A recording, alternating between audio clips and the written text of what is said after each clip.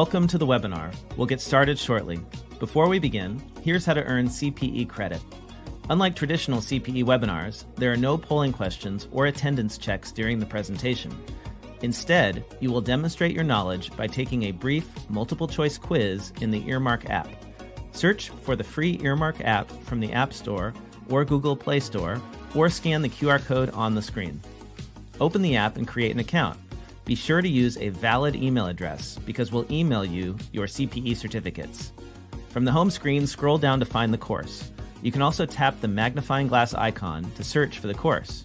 Tap on the course artwork, then the Enroll button. On the Course tab, you'll find the recording and quiz questions. If you don't see the quiz yet, don't worry. We'll email you when the quiz is available. Complete the quiz to earn your CPE certificate. If you have questions or need help, email us anytime at support@earmarkcpe.com. Now, on to the webinar. Hello, everyone. I'm Zach from the Earmark team. Thank you all for joining us or for watching this on demand. And I'd like to welcome you to Introduction to Employee Ownership for CPAs, Exit Planners, and Business Advisors.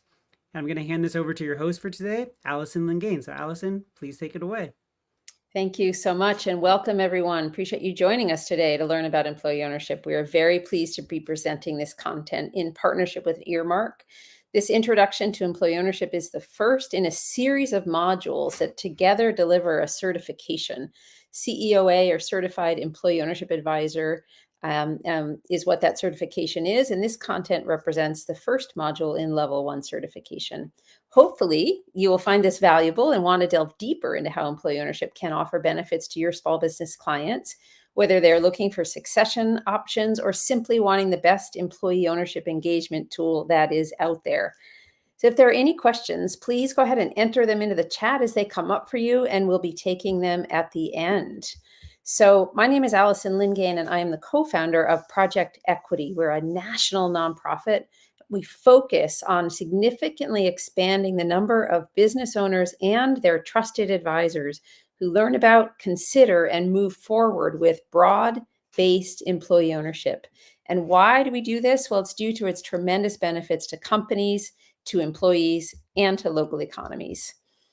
So here's what we're going to cover today in terms of our learning objectives and our agenda. First, why employee ownership is especially relevant now. Second, we're going to do an overview of broad-based employee ownership forms. So those include the ESOP, which stands for Employee Stock Ownership Plan, worker cooperatives, and employee ownership trusts, or EOTs.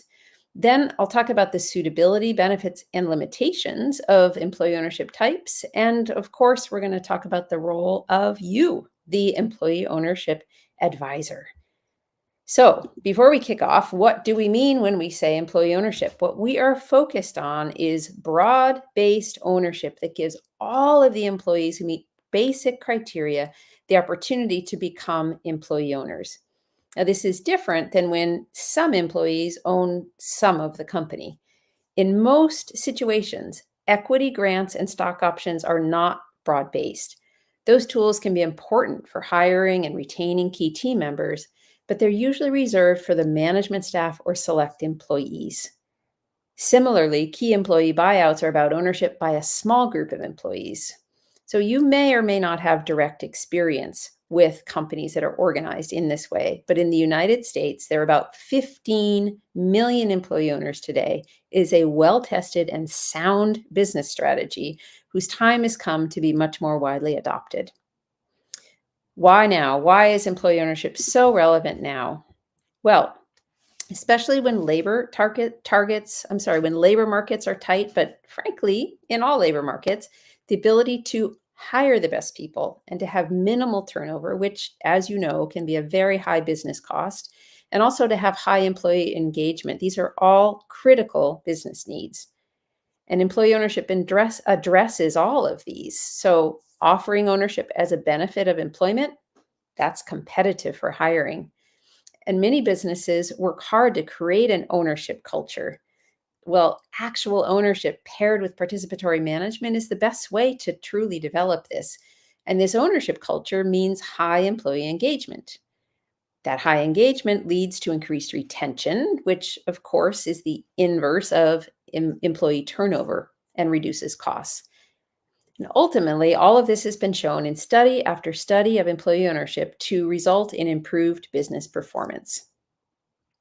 So let's move from employee engagement to business succession and the demographic reality of small businesses in the United States today. Most people are not aware that over half of all business owners in the United States are nearing retirement age. Think about this as a supply and demand challenge for business owners looking to sell. Project Equity's analysis that you see on this screen shows that there are nearly 3 million employer businesses with owners aged 55 and over. So if you're interested in drilling down further into what this silver tsunami of business owner retirements looks like where you live, you can visit our interactive study on our website, and the URL for that is on the screen. It's www.project-equity.org/silver-tsunami. So this is an incredibly important dynamic that makes selling a business challenging. So next slide. In your role as business advisor, you know as well as anyone that selling a business is not easy. According to a leading national business broker platform, only 20% of businesses put up for sale ever sell. This makes it especially challenging for business owners given that the kids are not taking over the family businesses anymore. Fewer than 30% transition to the second generation. Next slide. When we talk to business owners about their succession options, we often ask them to think through a thought experiment. All right, so put yourself 5 years post-retirement and look back at your business. What is it that you want to see? Do you want to see your company that often has your name on it still alive and thriving? Do you want to see your partners, your employees, and your vendors still engaged and providing value to each other? Do you want to know that you have received market value from the sale to fund your retirement nest egg, and that you didn't give away more than you had to in taxes? Employee ownership can deliver on all of these fronts, especially for business owners who don't have family ready to take over, which, as we noted, is the vast majority. The other succession options may just not stack up. Of course, closing down the business is what we want to avoid. I often share a story of a business owner we engaged with. This one happened to be in San Francisco. He and his wife had a 40-year-old business. It was truly their life's work. They were ready to move forward with an employee ownership transition when suddenly I just stopped hearing from him. I kept reaching out. Months went by. Finally, it was maybe 4 months later, we got back in touch. And I found out the tragic news that his wife had had a stroke, so they had to liquidate the business. Their legacy disappeared. They got only the value of selling their inventory out of that liquidation, and their employees lost their jobs. So this is what we want to avoid by helping business owners be planful about succession and retirement. What about employee ownership, how employee ownership impacts the employees themselves? The great news is that study after study shows that employee ownership creates quality jobs and economically secure workers. The data on this slide is from a 2017 study conducted by the National Center for Employee Ownership, and it shows that employee owners have wages that are a third again as high as their industry peers in non-employee owned businesses, and that job tenure, which we've already talked about as being important for the business, is half again as long, and that their household net worth is nearly twice as high. So you may have heard the stat that nearly half of Americans cannot afford an emergency $400 expense. So that savings as assets at household net worth is extremely important. Now, during the pandemic, we actually saw employee-owned businesses retain their workforces at significantly higher numbers. Next slide. So the employee-owned businesses were more likely to maintain standard hours and salaries and at much higher rates during the COVID pandemic. They were also known for keeping much higher safety standards during that time period. So we've touched at a high level about how employee engagement creates better business outcomes. Well, what does the data show us about this? Here are some stats on the next slide about business success. These are from studies pre-COVID, before the pandemic, so unrelated to that time period or the recovery. The Democracy at Work Institute published data showing profit margins 8.5% higher than peers. And the National Center for Employee Ownership shows that both sales and employment grow 2% faster per year. So this is not a one-time bump. This is, remember, compounding interest. This is year after year in employee-owned companies than in their peer companies that are not employee-owned. So more engaged employees, better for the bottom line of the company. Now let's go back to the business owner. Next slide. Employee ownership succession helps owners achieve a fair sale price, preserve their legacy, culture, people, and other assets. And it helps owners retain influence on the pacing, the timing, and the timeline of not only the sale, but also of their exit. One other benefit of this path is that business owners can time their exit on a separate timeline from the sale of the business. And the business can be sold in phases. It doesn't have to be a single 100% sale. Many business owners will start with, say, 30% or 49% as a way to diversify their assets, because often, right, the business is their primary asset outside of their home. And then once they're ready to exit operationally, then they sell the remaining portion through the same vehicle. It offers tremendous flexibility. So I'm wondering if you are starting to imagine clients of yours who could get value from taking a look at employee ownership. And what could this mean for you then as a business advisor? By having this tool in your own toolkit, you can broaden the set of options you can bring to your clients. Client companies that transition to employee ownership may still need your services post-transition. Under an acquisition scenario, you're more likely to be losing a client. If you offer wealth management services, your business owner client now has greater assets under management for you to be providing support for. You ultimately have the opportunity to carve out a new niche for yourself in your practice. So next slide. Let me quickly here provide an overview of the three main forms of broad-based employee ownership, and we're going to then dig into each one in more detail shortly. So in the United States, the three most common types of employee ownership structures include ESOPs, worker cooperatives, and employee ownership trusts. Here's a high-level summary of each. Starting with an ESOP. So an ESOP is a trust vehicle, and it provides ownership of company shares held in individual retirement accounts that grow over time. ESOPs are highly tax advantaged, and they require compliance with tax and retirement laws. From a governance perspective, the board of directors may include employee representatives, but it is not a requirement. Second, we have the worker cooperative. So the worker co-op incorporates representative governance in the form of a board of directors made up of majority employee owners elected by the full base of employee owners. It provides wealth building through annual profit sharing payments. And then third is the EOT, which stands for Employee Ownership Trust, which has a bit of both. It's a trust vehicle like the ESOP is. There's what's called a trust stewardship committee to oversee that trust. And the board of directors may include employee representatives as well. It provides wealth building through an annual profit sharing, and it's the most flexible form of the three. So I've got a few stories that I'm going to share that hopefully will help bring this to life a little bit. The first one, if you go to the next slide, is Delta Pipeline. So Delta Pipeline is a second-generation family-owned construction business that has about 68 employee owners, and they became 100% ESOP in 2017. You'll see from the quote here, this is Craig Danley, about the importance of legacy and culture and how this ownership structure really brings both to life. So Craig said, the most important thing to do, and it is not without its challenges, is to turn an employee mindset into an owner mindset. Our ESOP is not just a retirement program, it's truly a benefit. We'll all have an investment to make together. It's about putting your name on the list with the people who actually created it, made it, and grew it. So that's Delta Pipeline's ESOP. Now let's look at Atau Fine Art Services. Attow Fine Art Services was a third-generation family-owned business. They are a logistics and shipping company, and they chose the worker cooperative form of employee ownership for their 40 employees.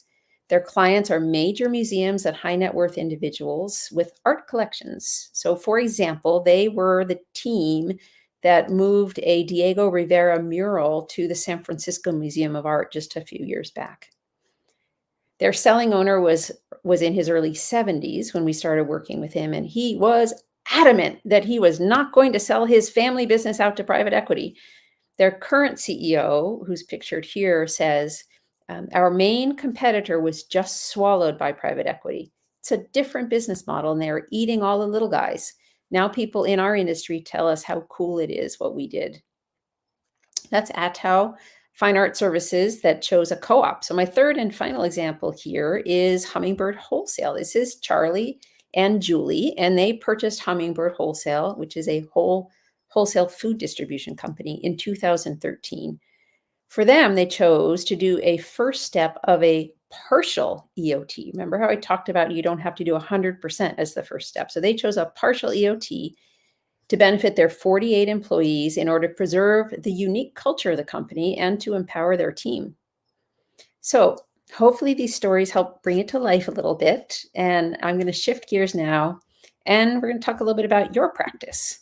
So how do you make employee ownership relevant to your practice?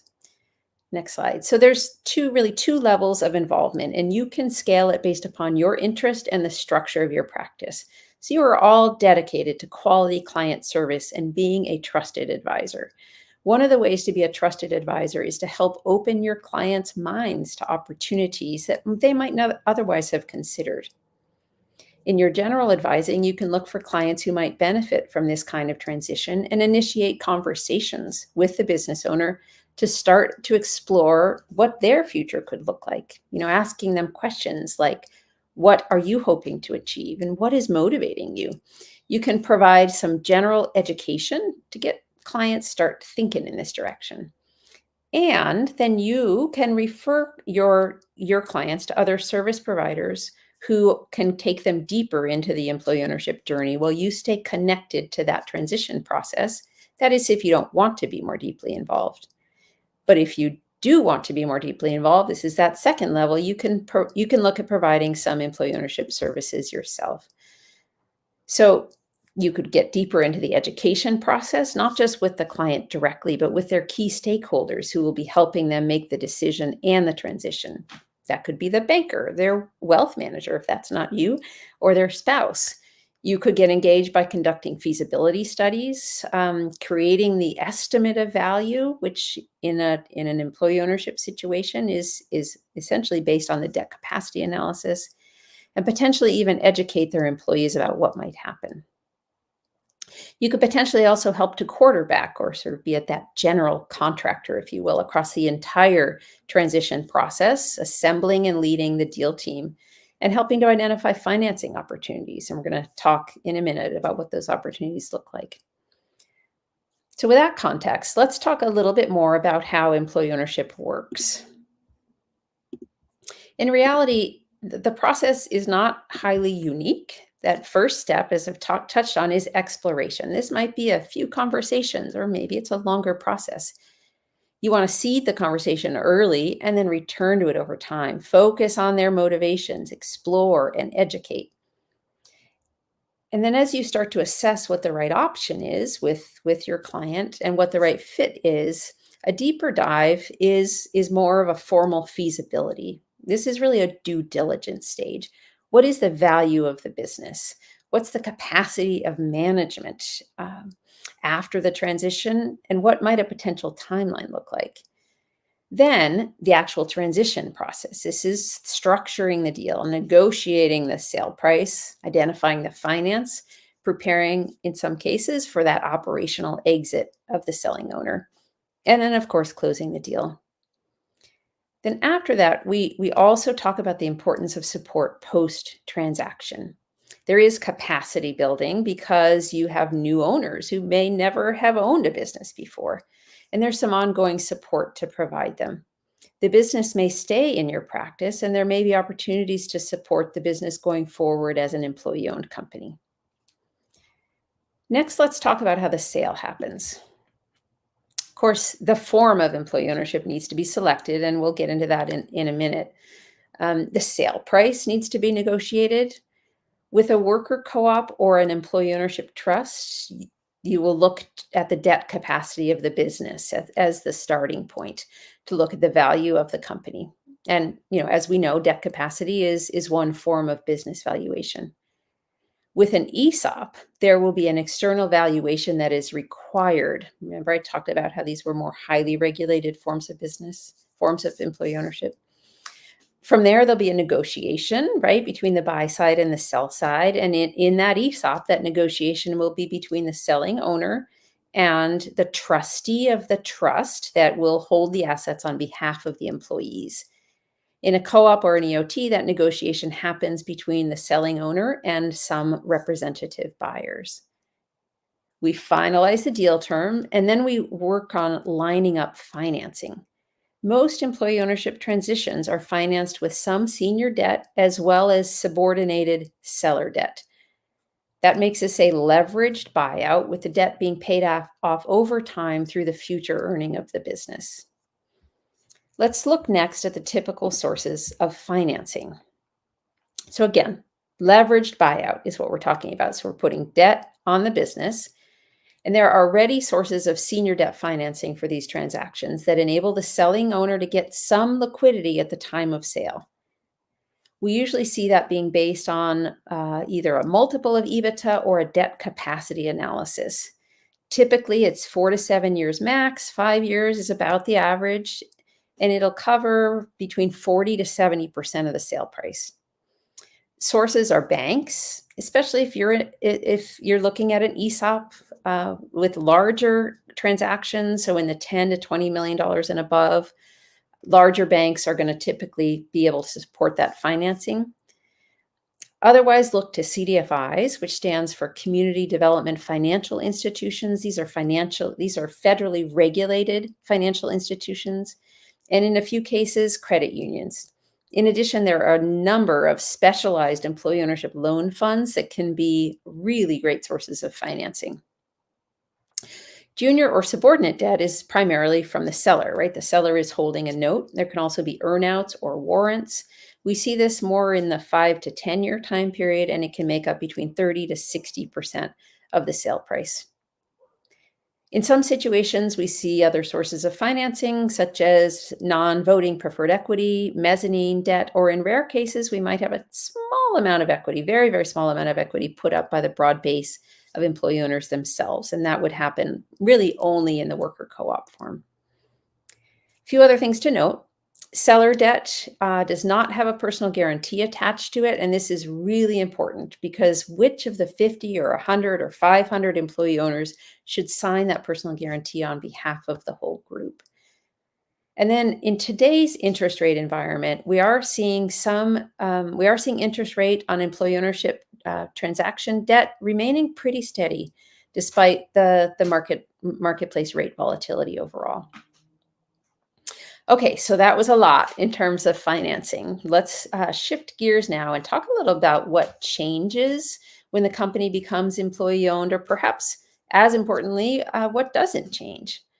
So the essence of what we are talking about is selling a going concern to a new set of owners, putting debt on that balance sheet to do it as a leverage buyout. What's really important is that the business fundamentals that have shaped it and made it successful and profitable, often over multiple generations, decades for sure, is the most typical scenario.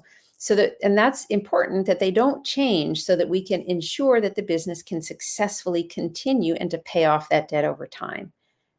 That means the operations are generally not changing. Management overall is generally not changing. Of course, there may be some shifts in who sits in that top management role or other changes, especially if the selling owner is exiting. What really starts to change is the governance. Many privately held businesses have no board or a nominal board that's really not playing an active role, right? How many small business clients have you had where the owner is, the board is made up of the founder and maybe the founder's spouse and maybe a buddy, right? Um, but in all forms of broad-based employee ownership, governance really is a key attribute. So we will put a governing board of directors in place if an active one doesn't already exist. And it's important that it is active with fiduciary oversight. In many cases, these boards will have representation of the new owners, which are the employees. The other thing that is changing is ownership. Who owns the equity? Who's making the business choices and gaining benefit? That shifts from the selling owner to the now broad base of employee owners. So one other really key thing to note about employee ownership is that it is not an all or nothing proposition. Let's go to the next slide. In fact, employee ownership can be 100%, or as I talked about with Hummingbird Wholesale, you remember that example? It can be only a portion of the company ownership. We know that some business owners want to integrate employee ownership with the primary goal of driving high engagement, workforce engagement. And by driving that engagement, improving business growth and the bottom line. So that's a really important goal of employee ownership. And some business owners are really focused on it for succession. But when employee engagement is the goal, companies can transition either partial, they can go 100% also, but they don't need to make any changes in executive leadership. When this happens, the founder will often stay in that GM or CEO seat. From the perspective of your client who is looking to employee ownership for succession, if the seller wants to exit at the time of the sale, there is a need to ensure that leadership and management succession is incorporated into the planning and the work stream. As you know from your own experience, the ideal is to build a management bench from within, right? And be planful with enough lead time. One of the really nice things about employee ownership is that it is possible to separate the time of sale from the leadership transition by a period of 1 to 2 years, which can benefit the business by introducing fewer changes at once. Alternatively, the seller could stay on in a consultant or advisor role for a period of time to support the transition. So let's go to the next slide. Okay, so I'm going to really hammer this home. This really important takeaway is the timing of the operational exit by the owner can be different from the sale when you're working on an employee ownership succession. The owner can choose to have employee ownership start in a minority ownership position, 30, 49%, which provides partial liquidity as well as diversifying their assets. An added benefit then is that when they're looking for succession in the future, when they're ready to exit operationally, that vehicle is already set up. They just need to sell the remaining portion of the company. Many business owners who go to the route of doing a partial sale first will find that the value of that remaining portion, right, if they sold 30% initially, the value of that 70% actually grows faster due to that high employee engagement, which ultimately increases the value of that remaining tranche of the sale.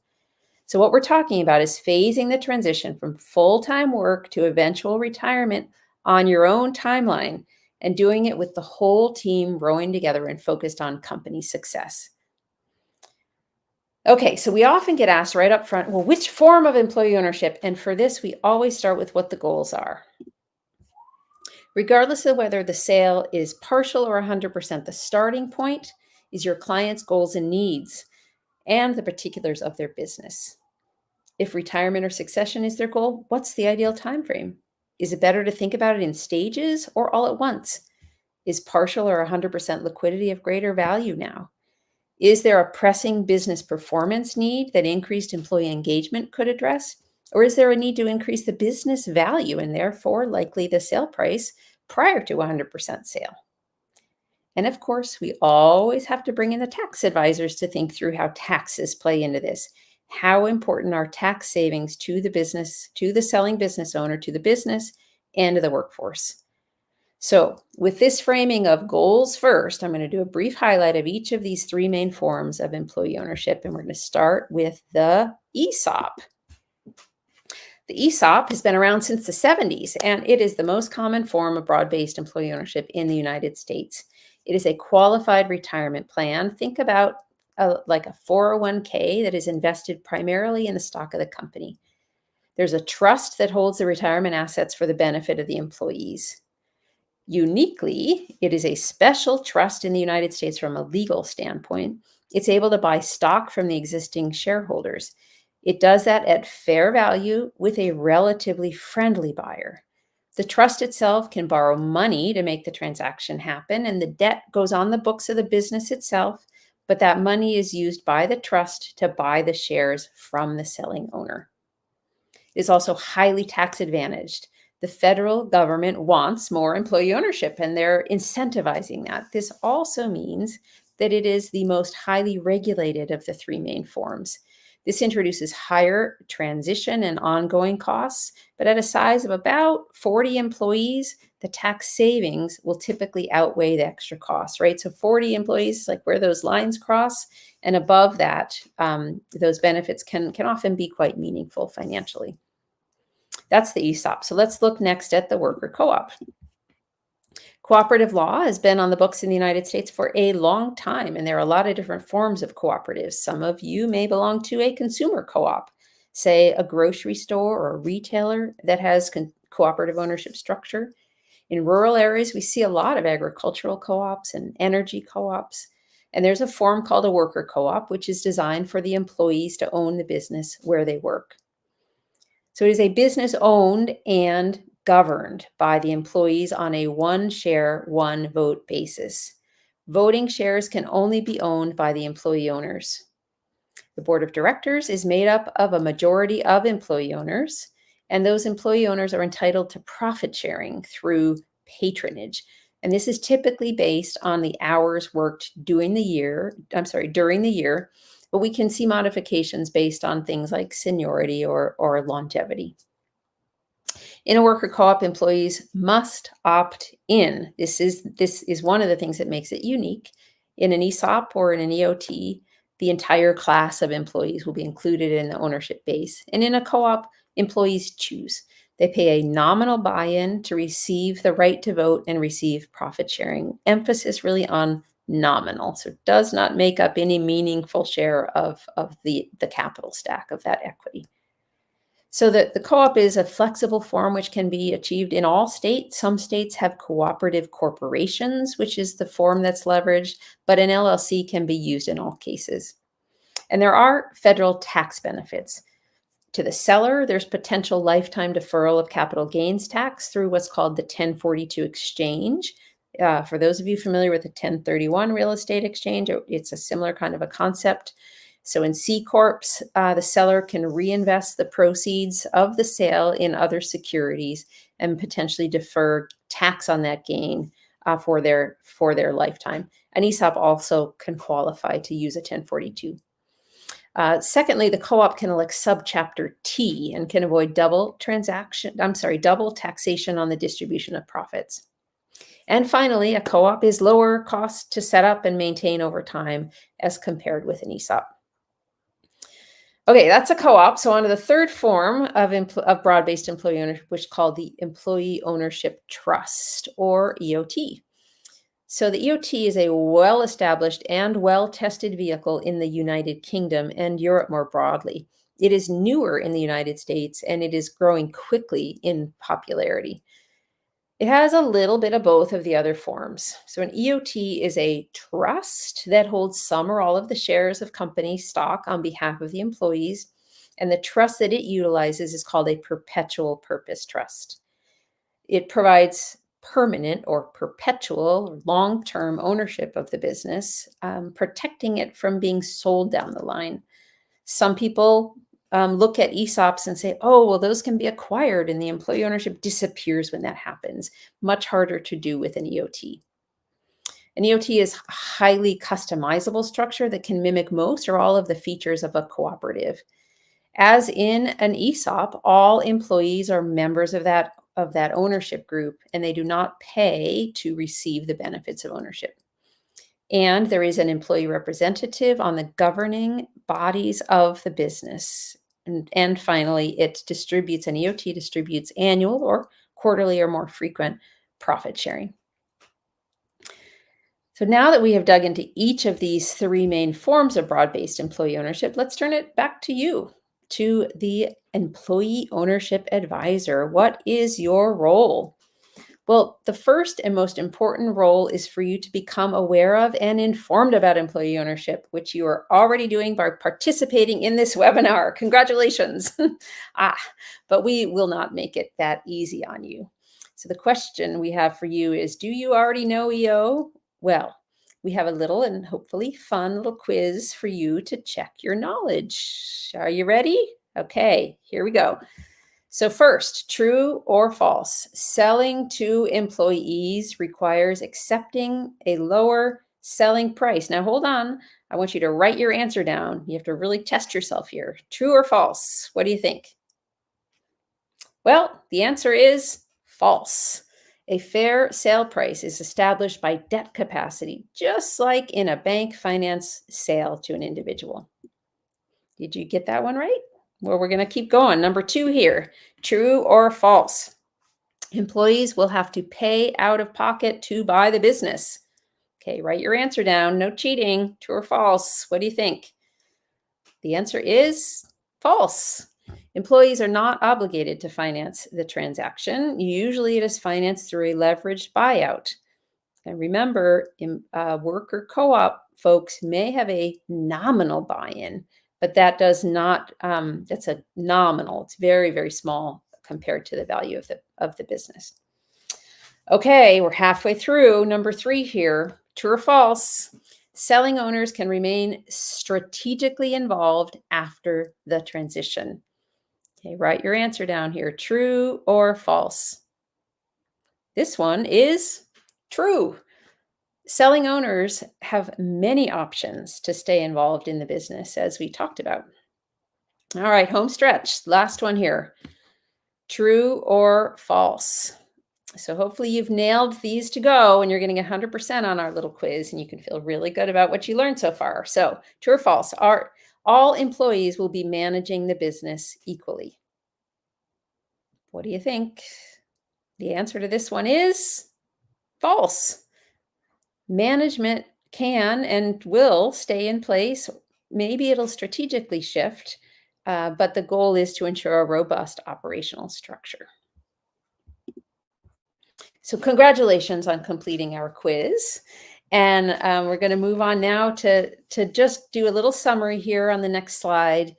We want you to realize that there is an employee ownership form for all situations. So remember, we always start with what the goals are of the owner and of the business, and then we map the form that can best meet those goals.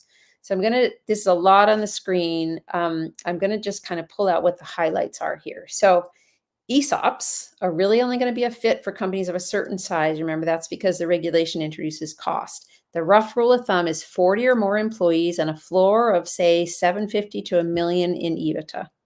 This contrasts with worker co-ops or EOTs, which are a fit for all sizes of business, all the way up, 500 or more employees, or all the way down to the floor of any employee ownership form, which is about 10 employees, 10 or 15. Okay, for an ESOP, what we're expecting to see is professional management in place. So there's a succession CEO who's been groomed. There's senior management for the key functions like finance and HR. The other forms require really a line of sight to that succession. But for all forms, we have noted that the business owner can exit on a timeline that is different from the sale of the business. What motivates the employees in the different forms? In an ESOP is that their share ownership is a retirement benefit. In a worker co-op and an EOT, it's really more the near-term profit sharing. Noting, of course, that there is nothing holding back an ESOP also from implementing profit sharing programs. ESOPs have, as we've touched on, more and more significant tax benefits, balanced by that higher regulation and associated compliance, which again, what drives that size threshold. The non-ESOP forms have lower setup costs, with EOTs having the lowest ongoing maintenance costs. With respect to tax benefits, there's what's called a 1042 exchange, again, offering the potential for lifetime deferral of capital gains tax that's available to both ESOPs and worker co-ops, but not to EOTs.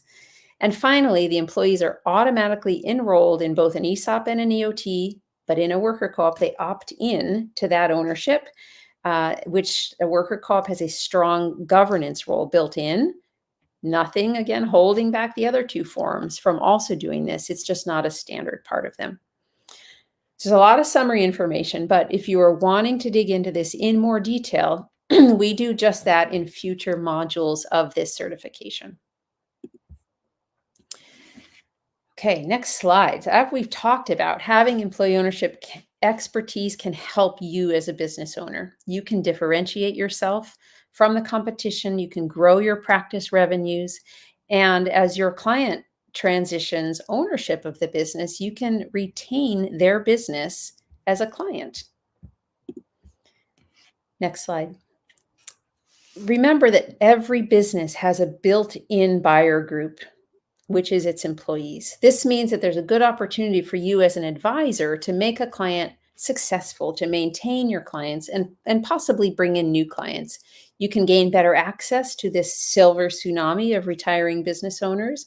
You can become more engaged with your client, your business owner's advisory team, and ultimately grow your own referral network of professional advisors and practitioners. Next slide here.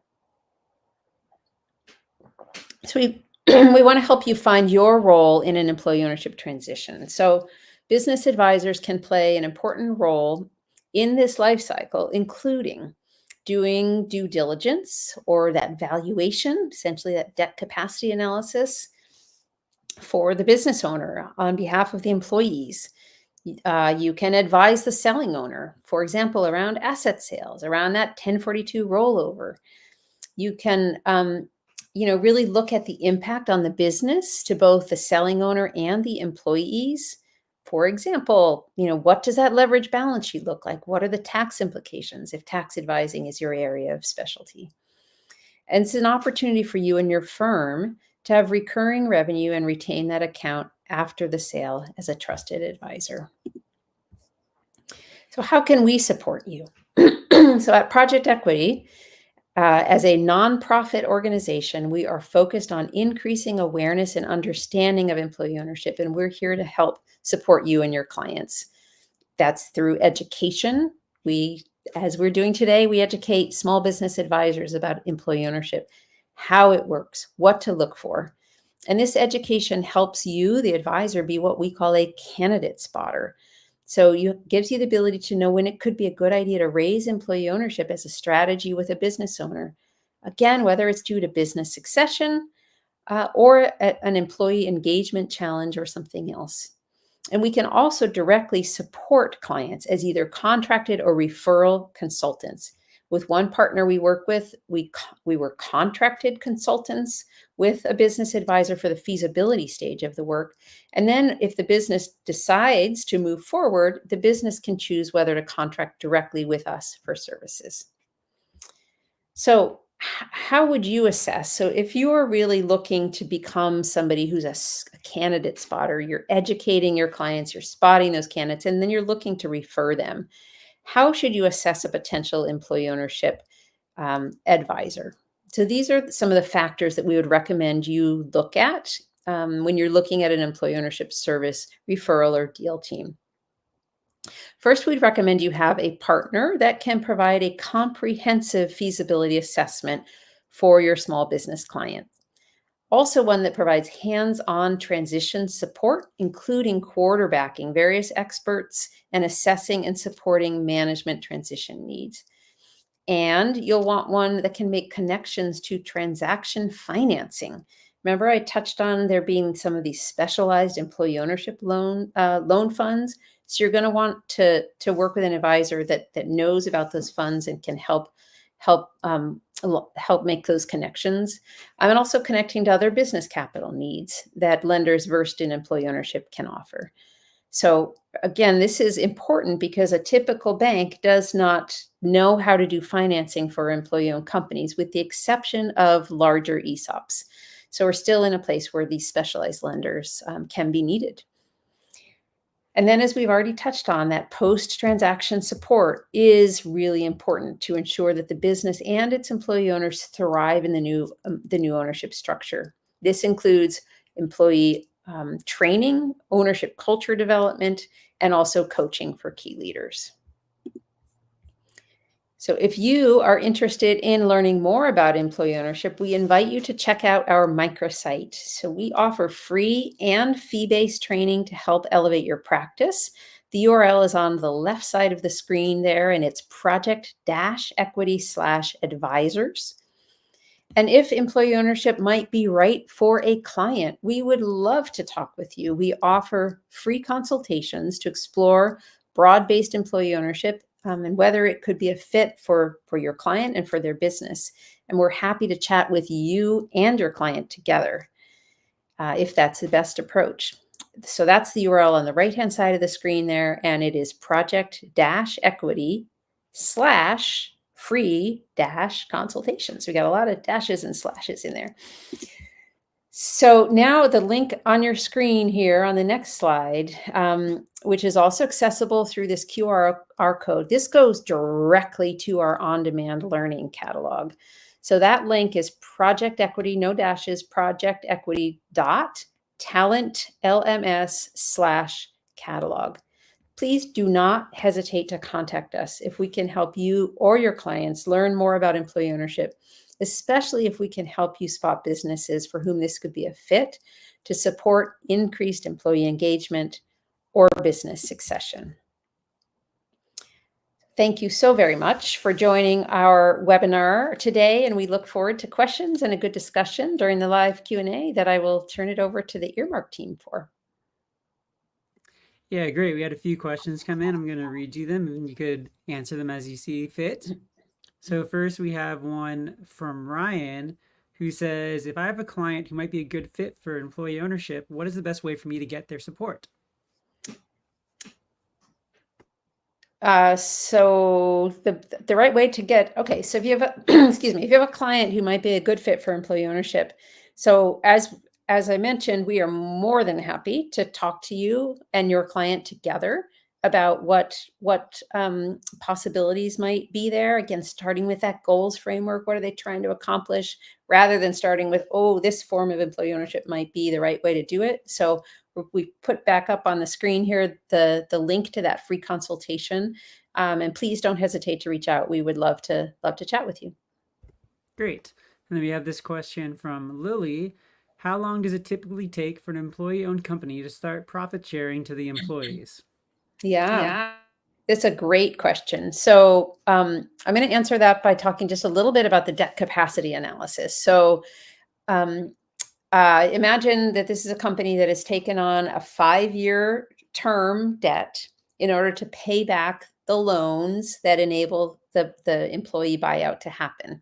So based upon a smart debt capacity analysis that does not over leverage the business, there should be a little breathing room in that time period where that company is paying that debt back, right? We don't want to over leverage the business because you never know what might happen, say a global pandemic or something else, right?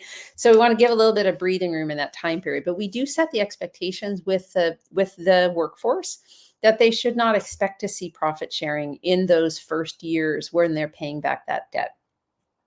I will say, speaking from our own experience at Project Equity, that we often see profit sharing actually happening much sooner than that.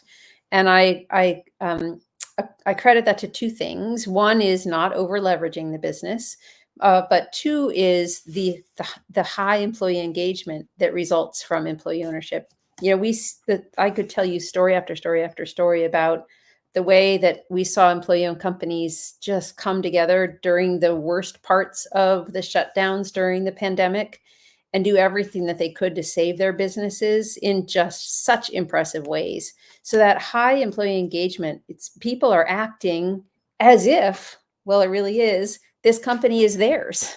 And they do everything that they can to make sure it's successful. So So the short answer is we set the expectation that there won't be profit sharing until after those loans are paid off, and we often see it coming sooner. Fantastic.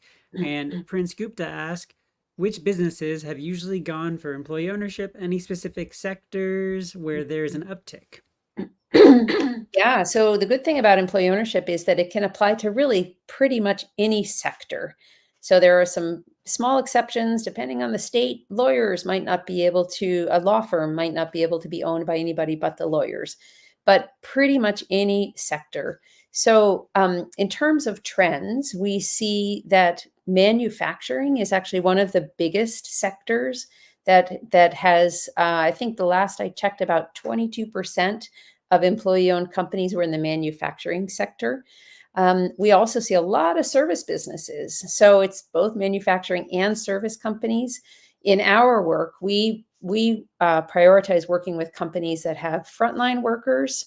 So the types of service businesses we might see are, say, solar design companies, construction, landscaping, food service businesses, those, logistics and shipping, wholesalers, those kinds of companies. We also see in the broader ESOP broader ESOP landscape, we also see engineering companies and consulting companies. Great. And Amy asked, do the courses offered by Project Equity teach debt capacity analysis in the context of employee ownership? I imagine there may be nuances specific to employee ownership. So at this point in our level 1 certification, excuse me, in our level 1 certification, we don't go into the details, the nuts and bolts of how to do that debt capacity analysis, taking into account the employee ownership nuances, which would vary a little bit by form. But there is potential that we might go into that at a deeper level in a level 2 certification in the future. Great. And then Matthew wants to know, can you say more about how EOTs are uniquely able to avoid an eventual follow on sale of the business? Yeah. So an EOT, as I mentioned, utilizes a trust form called the perpetual purpose trust. Now, perpetual on a legal form is typically 100 years. So the concept is that this is a trust that is designed to be set up for 100 years. It can then be renewed after that 100 years. And so the fiduciary duty required by, say, an ESOP trustee means that if the business is approached with an acquisition offer that is in the best financial interest of the shareholders that trustee is representing, in the case of an ESOP, the employees, that it must accept that acquisition offer. So that means that an ESOP is a much easier acquisition target. If an EOT is approached to be acquired, it doesn't have that same requirement to accept that acquisition offer. So that perpetual nature of that trust is what helps it be more perpetual employee ownership. Great. And it seems like our final question is from Prince, who asks, can employees trade their share in an open market? No, the employees cannot trade their shares in an open market. So sometimes financial advisors ask the question of, but isn't this sort of, we always want our clients to be diversifying their assets. So if they've got a whole bunch of their retirement all sort of locked up in their ESOP shares, what does that put them at risk? Well, what we see is that the companies that offer ESOPs they also, the data shows that they also offer other retirement plans, 401ks, at a higher rate than a typical company would. So what you're getting in those cases is, from an employee diversification perspective, yes, they have retirement resources in stock in that company, which they cannot trade on an open market. Only an employee can own those shares.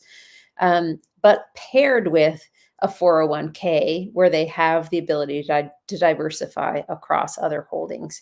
So those two together give them a really strong retirement nest egg that is that have values that significantly outpace the retirement holdings of a typical American worker. Well, great. Those are all the questions. Allison? Thank you. Yeah, great. Allison, thank you so much. Thank you to all our attendees and people watching this. And as a reminder for anyone watching this live, here is a short video to show you how you can earn your CPE for this webinar. Today's webinar has ended. We hope you enjoyed it. To earn CPE for watching, download the free Earmark app. Scan the QR code on the screen to visit the download page. Open the app and create your account. Use a valid email address where you will receive CPE certificates. Then register for the course. You can search for it by tapping on the magnifying glass icon on the home screen and then entering the name of this webinar. If you're attending the live stream of this webinar, keep an eye out for an email letting you know when the quiz is available in the next few days. Pass the quiz to earn your CPE credits. Then tap the button to email yourself a CPE certificate. Stay tuned for more webinars from Earmark. We appreciate you joining us today, and we look forward to seeing you again soon.